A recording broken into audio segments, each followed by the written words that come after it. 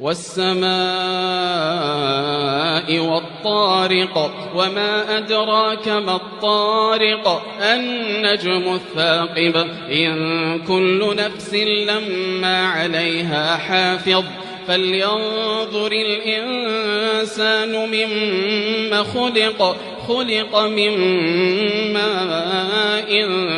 دافق يخرج من بين الصلب والترائب إنه على رجعه لقادر يوم تبلى السرائر فما له من قوة